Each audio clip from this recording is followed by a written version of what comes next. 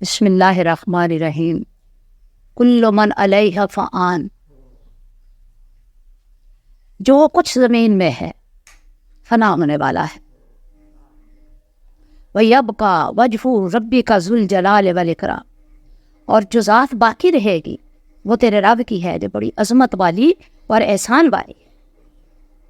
یعنی جو کچھ زمین و آسمان میں ہے، جو کچھ اس کے درمیان میں ہے، یہ نہ سمجھنا کہ یہ ہمیشہ کے لیے ہے. تمہاری دولت، تمہاری ثروت، تمہاری عقل، تمہارا شعور، تمہاری صلاحیتیں یہ ہمیشہ کے رہنے والی نہیں ہے. سب فنا ہونے والی ہیں، سب ختم ہونے والی ہیں، اور ان کی حقیقت کا ادراک تمہیں نہیں ہوتا. تو پھر اقتدار ہے یا اختیار ہے.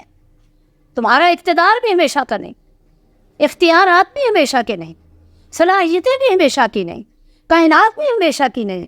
کائنات کے اندر جو کچھ ہے وہ بھی ہمیشہ کا نہیں. تو پھر تمہاری عقل کس کام کی ہے؟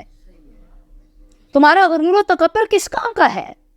تم اپنے رب کریم کو بلا کر شیطان سے دوستی نہ کر لینا، اپنے رب کی حقیقتوں کا ادراک نہ کرنے کی کوشش نہ کرنا، اس لیے کہ رب کائنات جب چاہے یہ صلاحیتیں، یہ وقت، یہ جاہ و عظمت، یہ دولت، یہ رزق، اولاد، مال، جو کچھ ہے جب چاہے یہ لے سکتا ہے.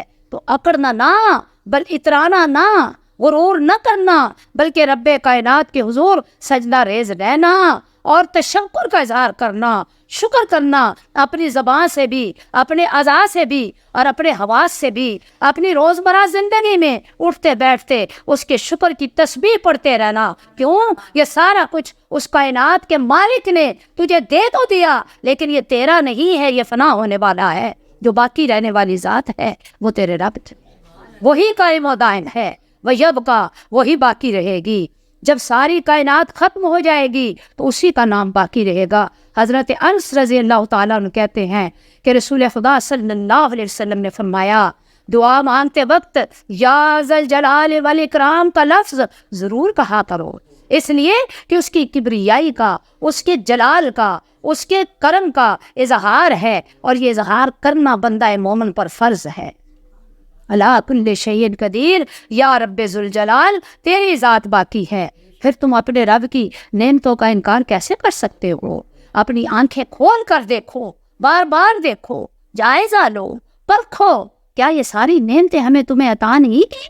اللہ اکبر. تو پھر تم اپنے رب کی نعمتوں کا انکار کیسے کرو گے؟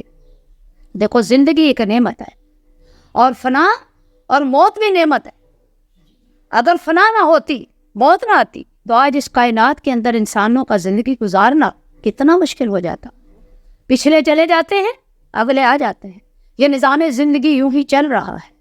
اگر کسی اذیتناک بیماری کے اندر بندہ ہو، رات کو قرار نہ ہو، دن کو چین نہ ہو، ہر وقت درد سے تڑپتا رہے، جب بوڑھا اپنی بڑھاپے کی عمر سے بھی زیادہ آگے چلے جائے تو اس سے پوچھو کس طرح وہ دعائیں مانگتا ہے. اے رب کائنات مجھے آسانی عطا کر، اے رب کائنات مجھے اپنے پاس بلا لے. تو ہمیشہ دعا کیا کرو کہ یا اللہ مجھے ایسی لمبی عمر نہ دینا کہ جس میں میں دوسروں کا محتاج ہو جاؤں. میرے اللہ مجھے چلتے چلتے اپنی بارگاہ میں حاضر کر لینا، اور مجھے اس وقت بلانا جب میں سچی توبہ کروں، جب تم مجھ سے راضی ہو جائے، میرے گناہ معاف کر دے، مجھے اپنی قربت و معرفت کی طرف بلا لے. تو میرے رب کائنات میری زندگی کا دفتر سمیٹ دینا اور مجھے اپنی بارگاہ میں حاضر کر دے. اللہ اکبر. فرمایا دیکھو، نہ آنکھیں دیکھتی، نہ زبان بولتی، نہ ہاتھ ہلتے، نہ ٹانگیں چلتی. اگر معدہ کمزور ہو جائے، جگر بیکار ہو جائے، دل بیمار ہو جائے، دماغ کام کرنا چھوڑ دے، تو تمہارے اپنے اہل و عیال، تمہاری اولاد، تمہارے پیارے کہتے ہیں کہ یا اللہ اسے سمیٹ لے. اللہ اکبر. کہتے ہیں کہ یہ بوجھ بن گیا ہے، مولا اس کے لیے آسانی پیدا کر. دعائیں مانگتے ہیں. فرمایا ہم نے یہ نظام تمہارے فائدے کے لیے رکھا. اللہ اکبر. یہ مصائب و علام، پھر موت کی آغوش میں سو جانا، اگر یہ نہ ہوتا تو اے انسان تیرے لیے بڑا مشکل ہو جاتا. تو پھر تم اپنے رب کی کس کس نعمت کا انکار کرو گے؟ وہی باقی ہے، باقی سب فانی ہے. اسی باقی کے لیے سجدہ کرو، فانی کے لیے مرنا چھوڑ دو. اس فانی دنیا کے لیے اتنی حریص، لالچ اور ہوس اختیار نہ کرو. کیوں ان ٹھکانوں کو تم نے چھوڑ کر چلے جانا ہے. ان سے محبت کا رشتہ استوار نہ کرو، اس لیے کہ یہ سب عارضی ہے. محبت اس کے کرو جو باقی ہے، جو فانی ہے، فنا ہونے والا ہے. اس سے محبت کیا کرنی؟ جو باقی ہے اس سے محبت کرو. کیوں کہ جو باقی سے محبت کرے گا وہ کامیاب ہو جائے گا، جو فانی سے محبت کرے گا وہ ناکام ہو جائے گا.